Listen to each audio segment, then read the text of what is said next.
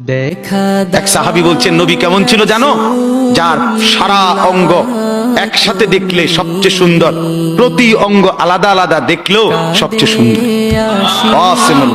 আরেকজনকে বলছে, আপনি বলেন তো। আরেক সাহাবী বলছে, আমি বলি যে নবী ছিলেন এমন যাকে একবার দেখলে আবার দেখতে মন চায়, দ্বিতীয়বার দেখলে প্রথমবারের চাইতে আরো সুন্দর মনে হয়, যত তারে দেখি তত সুন্দরই লাগে। তিনি ছিলেন এমন। আল্লাহ তাআলা মেরাজে, এই যে এই মাস, 7 আসমানের উপরে আরশে আজিমে আল্লাহ তাআলা নবীকে নিয়ে গেলেন। যখন আরশের উপরে আল্লাহ তাআলা রাসূল সাল্লাল্লাহু আলাইহি সাল্লামকে দাঁড় করাইলেন, এইবার আল্লাহ বললেন, বন্ধু কোনানে আনছি জানেন? আপনি জানেন কোথায় আনছি আপনারে?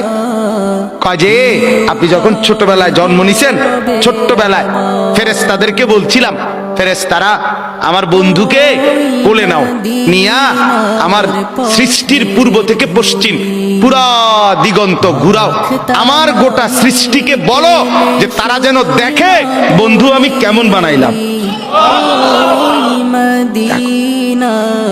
দেখ আসমান দেখো, জমিন দেখো, বন্ধু আমি কেমন বানাইলাম। নাক দেখো, চোখ দেখো, ঠোঁট দেখো, মুখের চাহনি দেখো, চেহারার রং দেখো, চোখের পলক দেখো।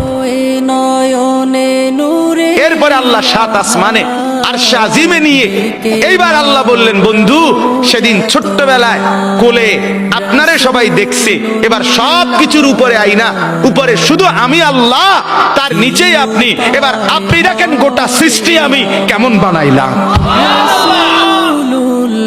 ওই সময় ওরা দেখছে, এখন আপনি দেখেন, আপনি দেখেন। সুবহানাল্লাহ, এত বড় মর্যাদা সম্পন্ন রাসূল, তাকে ছেড়ে দিলেন, তাকে ত্যাগ করলেন।